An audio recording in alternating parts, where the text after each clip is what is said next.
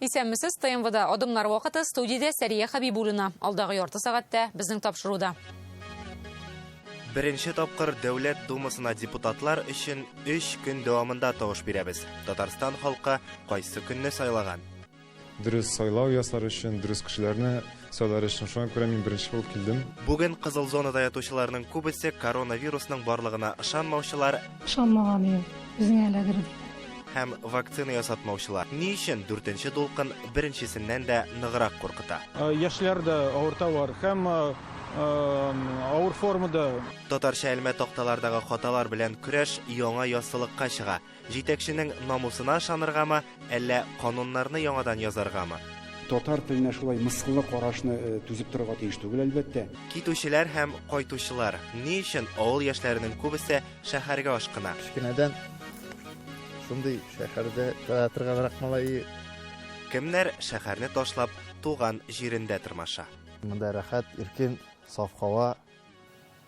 Бу минутларда илдә Дәүләт Думасына сайлауның 2нче көне тәмамланды. Республикада 2810 участок бар. Алар иртәнге 8-дән кичке 8-гә кадәр эшләде. Кичә беренче көнне Татарстанда сайлаучыларның 32% тавыш биргән иде. Бүгенге нәтиҗәне Үзәк сайлау комиссиясе кичке 9-дан соң җиткерәчәк.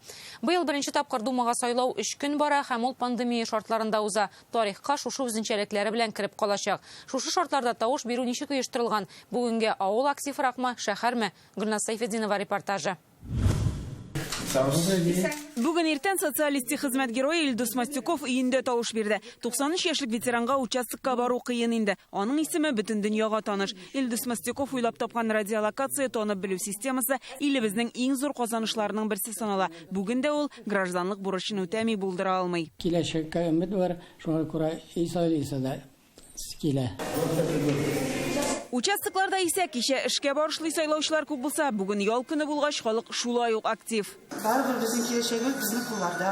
Безнең балаларыбызны киләчәге тоже безнең кулларда. Именно бүген барып дөрес сайлау ясар өчен, дөрес кешеләрне сайлар өчен шуңа күрә мин беренче булып килдем. Һәр сайлаудан да шулай, без сайлаулардан бар тик яхшылыкка гына өметләнәбез. Казанның 48нче сайлау участогына беренчеләрдән булып Дәүләт Советы депутаты, республиканың халык артисты Рамил Төхвәтуллин килде. Ул тормыш иптәше Илсияр ханым белән бергә тавыш бирә. Көнкүрешебездә сәяси торышыбыз, әлбәттә, менә шу безнең яңа чакырылыш депутатлары хәл итәчәк. Битара булып калу минемчә бу очракта дөрес түгел. Татарстан Дәүләт Советы рәисе урынбасары Юрий Камалтынов хатыны Ольга Михайловна белән бүген тавыш бирде. Ул сайлау участокларында кешенең күп булуын билгеләп үтте. Выражаю надежду. Иртәгә дә республика халкы сайлауда актив катнашыр дип уйлыйм, чөнки без Россия Дәүләт Думасының закон чыгаручы югары органны сайлыйбыз. Бу бик мөһим. Татьяна Ларионова тавыш биргән 319нчы участокта 2000 ярым сайлаучы беркетелгән. Инде 60% сайларга өлгергән. Ул сайлауга әти-әнисе белән барган вакытны искә ала. Это всегда был семейный праздник. Сайлау һәр вакыт гаилә бәйрәме иде. Үзгә бер күтәренке кәеф белән көтеп алып бара идек сайлау участогына. Без такмаклар җырладык, әйтәбез башны иеп, Россиянең һәр кешесе сайлауга барсын диеп. Сайлау участоклары янында бәйрәм рухы өстәүчеләрен дә күрергә мөмкин. Театрлардан яшь артистлар берләшеп, сайлау турында такмаклар язып, үзләре үк башкаралар. Күңел күтәрергә тырышып, менә шулай йөрибез, бер участоктан икенче участокка. Республикада 2810 сайлау участогы эшли, аларда эш барышы күпме кеше тавыш бирү турында хәбәр бердәм мәгълүмат үзәгендә туплана. Беренче көнне иң күп тавыш бирүчеләр Түбән Кама сайлау округында теркәлә. Икенче урында Әлмәт, аннан Мәскәү сайлау округы. Важнейшая политическая кампания. Бик мөһим сәяси вакыйга. Татарстан халкы актив тавыш бирә. Сайлау барышына участок сайлау комиссияләре эшенә комачау итәрлек фактлар күзәтелми. Сайлауның беренче көнендә республикада халыкның 32% тавыш бирә. Бүген көндезге 3кә булган мәгълүмат буенча бу сан 46%ка җитте. Республика җитәкчелеге дә беренчеләрдән булып сайлады. Президент Рөстәм Миңнеханов кичә Казан үзәгендәге 42нче участокка хатыны белән килде. Минтимер Шәймиев гадәттәгечә Лаиш районында тавыш бирде. Халык ышаныч күрсәткән депутатлар инде үзләренең вәгъдәләрен халык арасында, халык алдында рәсмән әйткәндә йөзгә кызыллык килмәслек итеп матур иттереп эшләргә тиешле. Участокларда 14 мең күзәтүче эшли. Быел алар аеруча күп. Иҗтимагый палата, партия вәкилләре, блогерлар, чит илдән килгән экспертлар. Урны, где кидают голоса, они прозрачны. Барлык тартмалар да үтә күренмәле, бездә алай түгел. Бик ошады шулай эшләнүе. Без сездәге сайлау тәҗрибәсен өйрәнәбез. То, что трехдневное голосование, такого в Казахстане нет. Безнең өчен 3 көнлек сайлау ул яңалык. Казахстанда алай түгел. Шуңа күрә безгә һәр көнне сейфтагы пакетларның ничек саклануы да кызык, ничек санауларын да күрәсебез килә. Сездә эш югары дәрәҗәдә оештырылганын күрдем. Бар җирдә дә тәртип. Бу сәяси генә түгел, гуманитар чара икәнен дә күрәбез. Төрле партияләрдән күзәтүчеләр белән дарылаштык. Алар да ниндидер канәгатьсезлек белдермәде. Татарстан иҗтимагый палатасының күзәтү үзәге дә тәүлек буе 3 көн дәвамында эшләячәк. Монда сайлау участокларыннан онлайн трансляция бара. Кагыйдә бозулар юкмы, шуны күзәтәләр. Мөрәҗәгать итүчеләр дә бар. Төшенә башлагач, күбесенең нигезсез булуы ачыклана. Бер сорау килгән. Менә мин сорадым, күрсәтегез миңа журналыгызны. Ничә кеше анда ниләрне алды бюллетеннәрне. Ну, күрсәтергә ярамый, потому что аны халыкның анда паспортный данные, адреслары коялар торалар, шулай бит инде. Ә безнең бит закон бар о защите персональных данных. Шуның өчен без үзебез законны нарушать итәргә тиеш түгел. Без күзәтүчеләр белән гел элемтәдә, аларның хукуклары бик зур, алар фото-видеога да төшерәләр ул очракларны әйме. Төрле гаризалар да яза алалар һәм шикаят белдерергә дә ия. Быелгы тавыш бирү нәтиҗәсендә Дәүләт Думасының 8нче чакырылыш депутатлар составы ачыклана. Алар 5 елга сайлана. Дәүләт Думасына депутатлар сайлау беренче тапкыр 3 көн дәвамында уздырыла. Дума сайлавында һәр кеше участогында 2 бюллетень ала. Берсендә 1 мандатлы округтан кандидатлар исемлеге, икенчесендә 14 партия исемлеге. Одномандатный округларда 53 кандидат 10 партиядан. Ул инде сайлаурга мөмкинлек бар дигән сүз. Конкуренция бар дигән сүз. Дәүләт Думасы Россиядә булган 2 парламентның берсе, аның составында 450 депутат. Дәүләт Думасына узу өчен партияләргә кимендә 5% тавыш җыярга кирәк. Бу бит инде безнең илнең парламенты. Анда күбрәк Татарстаннан депутатлар керү мөһим. Татарстанда яшәгән кешеләрнең дә мәнфәгатьләрен кайгыртырга. Республикада сайлау хукукына 2 миллион 900 мең кеше ия. Тавыш бирү өчен тагын 1 көн калды. Бюллетеннәр иртәгә барлык участоклар ябылганнан соң саналачак. Гөлназ Сайфетдинова, Рамзил Гарипов, Вадим Илларионов, Яңа гасыр каналы. Бу атнада Россия президенты Владимир Путин үз янәшәсендәге берничә кеше коронавирус белән авырый башлау сәбәпле изоляциягә китте. Бу илдә эпидемиологик хәлнең яңадан катлаулануын күрсәтте. Кайбер белгечләр ковидның 4нче дулкыны бусагасында торабыз дигән фикердә. Авыручылар санының артуын Татарстанның ковид госпитальләрендә дә раслыйлар. Булган ятаклар пациентлар белән тула, җитмәгәнен өстәргә туры килә.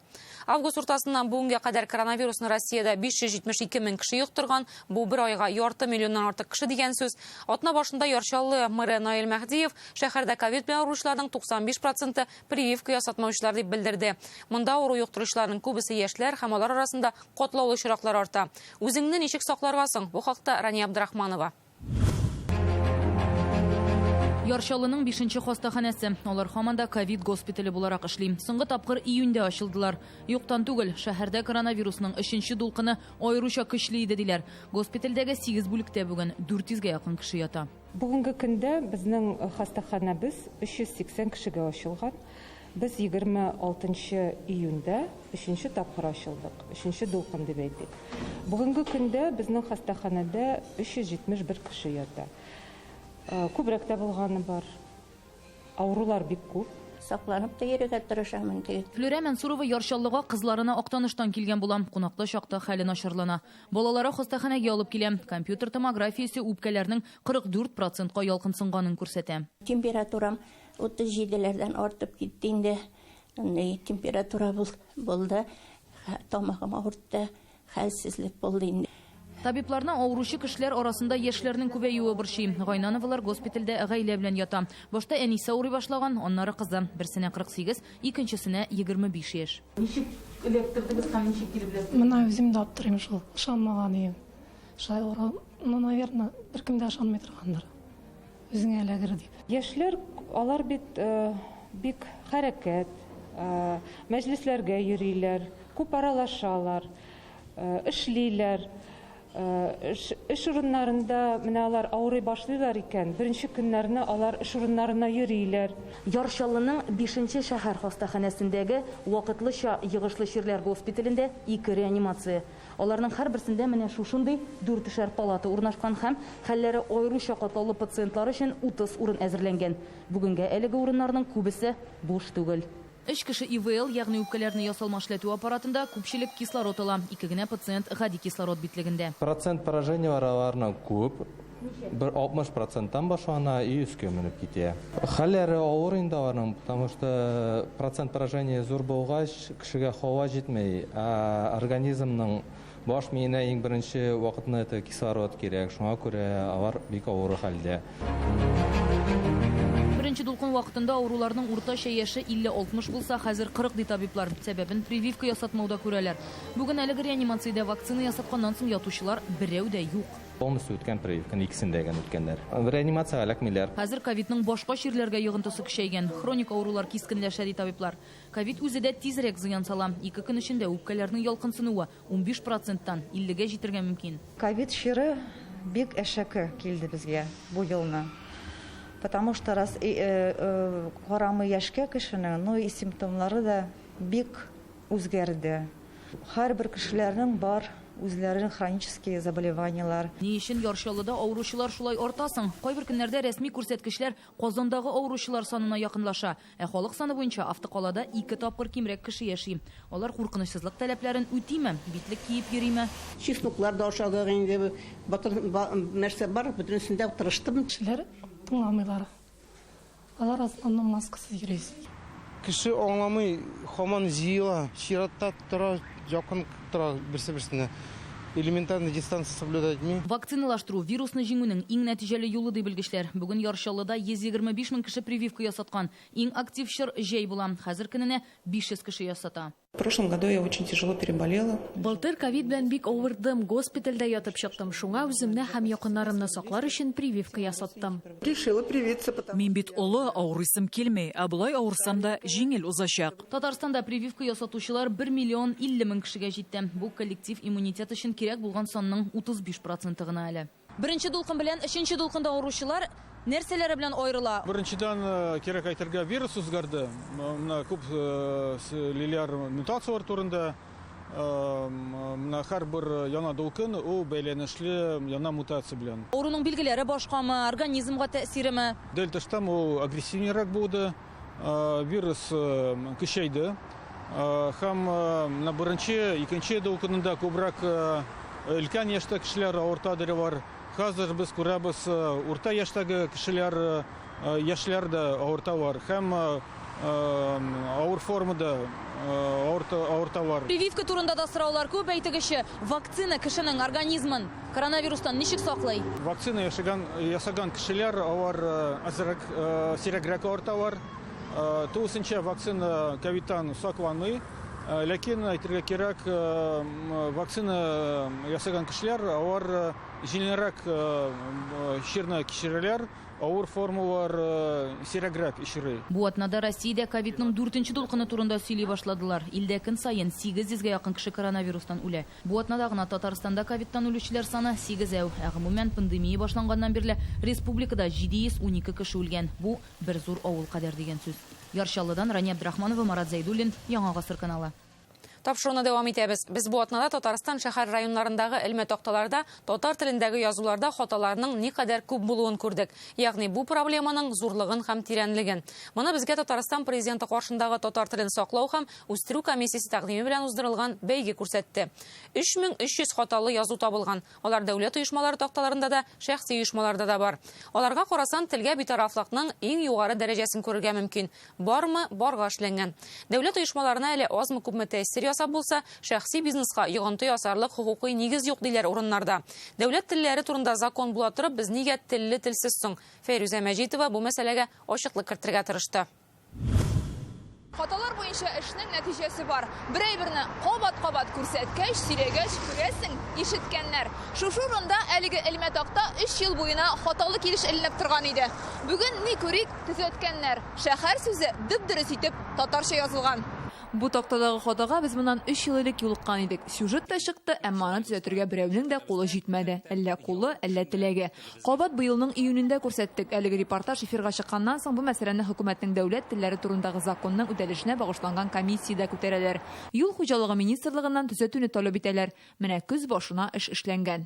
Төрле оешмаларга караган хаталы язуларны төзәттерү мәсьәләсе авыррак хәл ителә. Әйтик, Бауман урамындагы даруханәнең элмә тактасы 3 ай элек ничек итеп хаталы язылган булса, хәзер дә шулай эленеп тора. Менә Пушкин урамындагы бер чәйханәнең эш тәртибендәге язуны да төзәткәннәр. Һәр дип язасы урынга ялгыш хөр дип язган булалар. Хөр көнне була. Монда бит мәгънәсен уйлап карасаң, мәгънәсезлек килеп чыга. Хөр ул ирек дигән сүз. Димәк, ирекле көнне эшли торган чәйханә. Язылган хөр дип. Менә хөр көнне дип. Фотога төшердем дә народ контролена җибәрдем. Яршалыдан Ирек Хәйруллин татар язуларындагы хаталарга битараф булмаган кешеләрнең берсе. Ул 170-тән артык элмә тактаны төзәттерә алган. Хаталарны мин үзем эзләп йөрмим инде. Менә просто игътибар итәм. Үзенә үзе килеп чыга, рульдә йөргәндә карап киттем дә инде жол күрсәткечләрем. 240-ка якын хаталы язуны фош итеп, ул 1 июньнән 1 сентябрьгә кадәр дәвам иткән конкурста катнаша. Республиканың шәһәр, район, авылларындагы язуларны халык контроле порталына юллаган.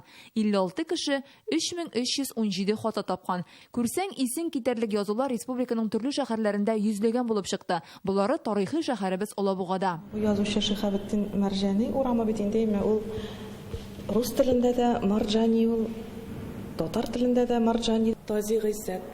Тази Гыйззәт бит русча. Татарча Таҗи Гыйззәт. Ул дагы нишләп торган рус телендә генә бара бөтен җирдә. Монысы чистойдагылары. Ничә кибеттә очрады тәнәфессез, ялсыз дигәнне сыз тәнәфес, сыз ял дигән тәрҗемәләрдә бар иде. Ял көне икән, хәреф урынына о хәреф язылган һәр вакытта да. Исемнәрдә һәм язмаларда хаталар бәйгесе Татарстан президенты каршындагы татар телен саклау һәм үстерү комиссиясе тәкъдиме белән узды.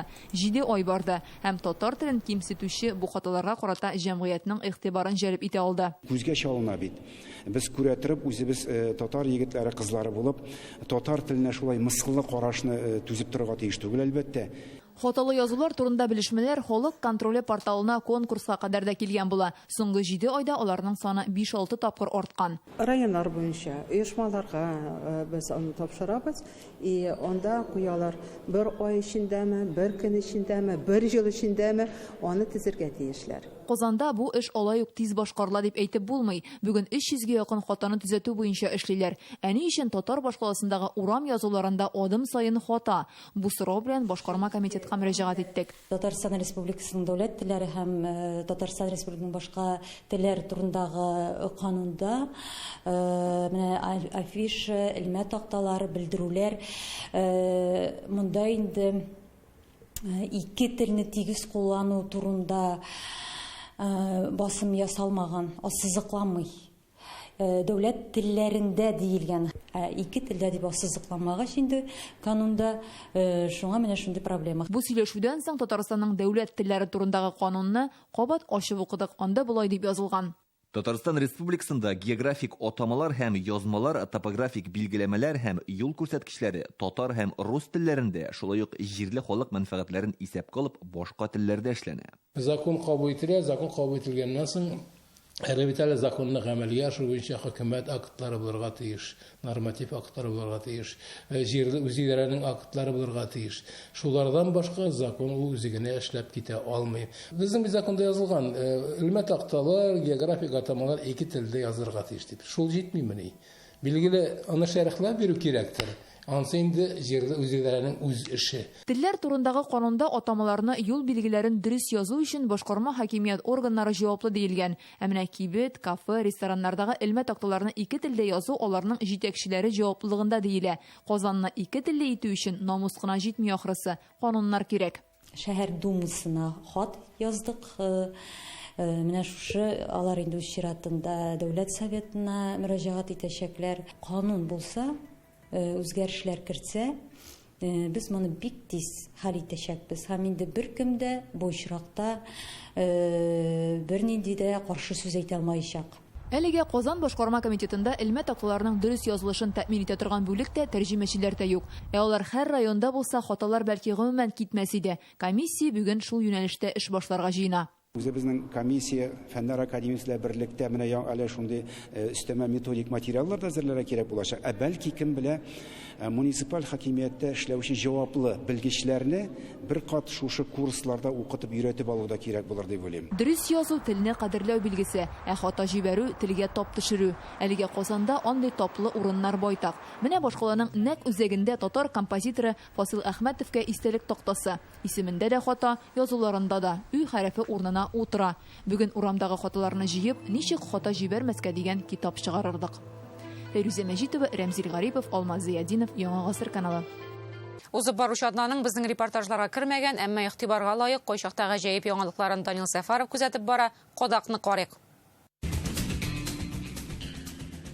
Исәнмесез. Гадәттә берәр зур туры килер алдыннан юалар, җыештыралар, чистарталар, һәм ул килә дә, каралы, бар да әйбәт икән бит монда дип мактап китеп бара. Эх, алдан әйтми генә килсен иде ул дип уйлаганыгыз бардыр. Приморье губернаторы күпләрнең хыялын шулай тормышка ашырган. Әйтми-нитми генә мәктәп төзелешенә килгән. Анда каравылчыдан башка бер адам заты да юк. Анысының да үзе әйтмешли бераз выходной икән бүген. Бу видеоны губернатор үзенең инстаграмына әлгән.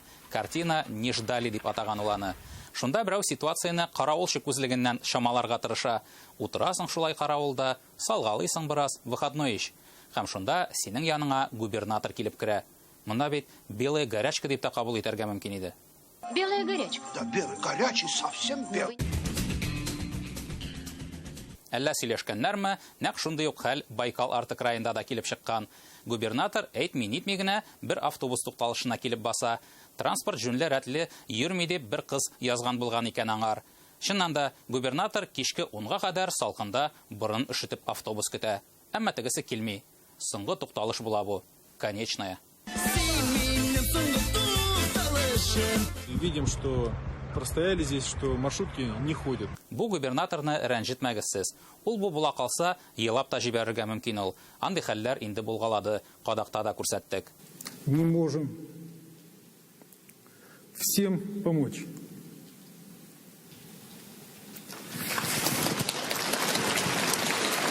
Нәрсә уйларга да белмәссең. Әллә юашлыгы өчен тәнкыйтьләргә, әллә киресенчә кешелеклелеге өчен мактарга аны. Елый бит. Похвально. Берәүдән сораганнар ди, син рояльдә уйный беләсеңме? Белмим шул, уйный беләм микән. Бер дә уйнап караганым юк дигән тегесе. Дәүләт советында иң күңелле депутатларның берсе Артур Абдулжанов Инстаграмда кыздыра. Спросили, а ты можешь играть на рояле? Он говорит, а я не знаю. Я тоже вот не знаю, но уверен, что смогу. Так, друзья, внимание. Пошли!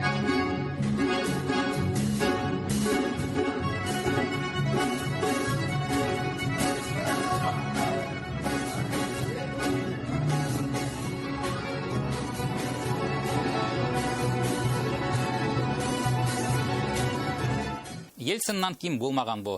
Хәтерләсәгез, Борис Николаевич Берлинда рәсми очрашу вакытында күңеле тулып китеп дирижер таягына ябышкан иде. Бу кадрлар тарихка кирип калды.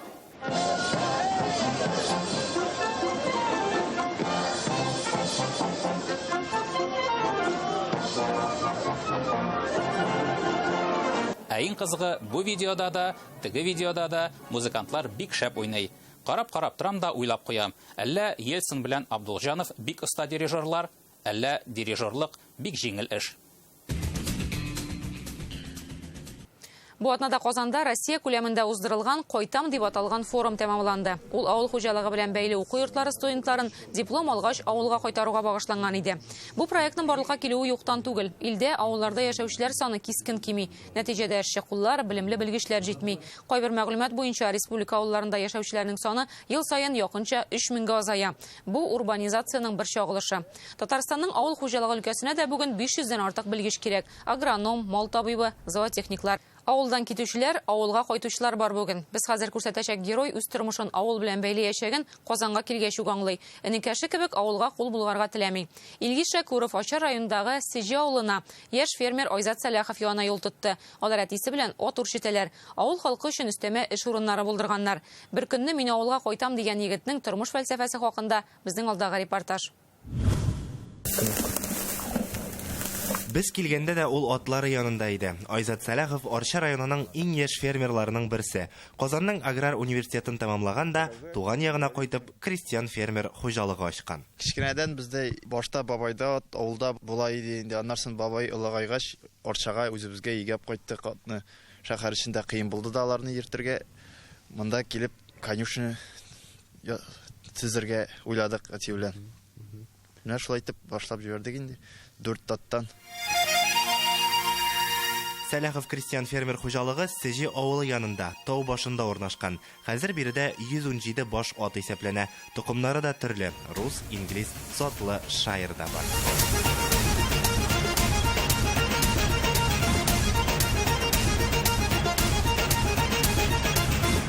Әлеге хуҗалыкның төп горурлыгы менә шундый советский тяжеловоз дип аталган тукымлы атлар. Биредә алар күпчелекне тәшкил итә. Әмма Россия күләмендә алар инде 300дән артык кына калган. Ә биредә аларның күпчелек булуын хуҗалар шунысы белән аңлата. Алар сөтне дә, итне дә күбрәк бирәләр. Айзат, менә ни өчен авыл? Ни өчен кайтырга булдыгыз гомумән? Миңа Казанда бик ошамый инде. Ишегаллар да юк. Һавада бик ошамый. Кан вакытта да атна уртасында кайтып китәм инде. Синеңчә, ни өчен хәзер яшьләр гомумән күбрәк шәһәргә тартыла, күбесе шәһәрдә кала? Рәхәтрәкме ул шәһәрдә, ничек синеңчә? Миңа шәһәрдә рәхәт түгел, белмим. Энең дә бит инде синең хәзер укып бетергән, шулай ук шәһәрдә яши бугай бит. Шәһәрдә яши, ул кичкенәдән шундый шәһәрдә торганрак малай, кунакларга, апайларга баргач та Казанда күбрәк кала ел. Авылларга бик кайтмый. Каникулларда шәһәргә. Димәк, бу теге шәһәрме, авылмы дигән сорау кешенең үзеннән тора дип уйлыйсың, шулай бит? Үзеннән тора. Яшь фермерга мондый зур хуҗалыкны тотарга әтисе ярдәм итә. Беренче адымнарын ул башлангыч фермер грантына алынган 2 миллион сумга ясый. Бу акчаларны ул авыл хуҗалыгы министрлыгы аша ала. Шул акчага абзар төзиләр. Тора-бара яңа биналар салына. Хәзер монда чабыш атлары өчен манежга кадәр бар. Атлар үрчетү белән генә шөгыльләнмиләр. Крестьян фермер хуҗалыгын җитештерү комплексы дип атарга була. Ат сөтеннән шушындый кымызды ясыйбыз. Булай үзебезнең атлардан савып, шундый кымыз җитештерәбез инде. Булай кымызында алалар, сөтендә алалар.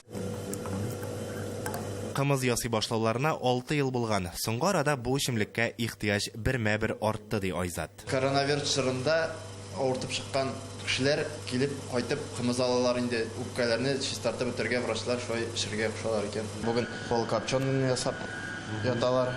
Көн сайын төрлесен инде. Көн сайын төрлесен, бер көн копченый, бер көн вареный. Җитештерүнең икенче юнәлеше казылык ясау. Төренә карап, бер көнгә 150дән 250гә кадәр казылык җитештерәләр. Барсы да хәләл стандарты буенча икән. Пакага Арча кибетләрендә, ярминкәләрдә сатабыз. Менә шәһәр кибетләренә кертергә уйлыйбыз. Крестьян фермер хуҗалыгында 10 кеше эшли. Димәк, шуның кадәр авылдашларын Сәләховлар эшли иткән. Яңа көчләр һәр вакыт кирәк ди Айзат һәм яшьләрне үзенә чакыра. Аның белән эшләргә җиңел. Бөтенесен җиренә җиткереп, бөтенесен аңлата белә. Эшчеләр арасында яшьләр дә бар. Зөлфәт Рамазанов Айзатның уң кулы. Монда ул мәктәптә укыганда ук эшли башлаган. Хәзер абыйсының армиядан кайтуын көтә. Ул да бу хуҗалыкта эшләячәк. Атлар белән кичкән вакытта эшлим. Шуңа күрә атларны яраткач шукаларга булдым. Айзатка 30 яшь, әлегә өйләнмәгән. Арчада яши, ләкин күп вакытын хуҗалыкта уздыра. Янында гына йортта салып куйган. Барам мин Казаннарга да, дус малайлар да чакыра, үзләре дә монда кайтар, күңелләшергә. Әле шәһәрләр күбрәк монда кайта, шулай. Шәһәрләр күбрәк монда кайта, монда тыныч, син, рәхәт. Бу көннәрдә генә Айзатның тагын бер грантта җиңүе билгеле булган. Шул акчага ул атларның санын 300дән арттырырга тели. Димәк, үз җиреннән китәргә дә җыенмый дигән сүз. Рәхәт, иркен, саф һава. Ул да барбыр күңеллерәк инде маллар. Арча районыннан Илгиз Шәкүров, Игорь Романов, Яңа Гасыр каналы. Бүгенге тапшыру тәмам. Үзегезне саклап йөрегез. Эфирда яңадан бер атнадан күрешербез.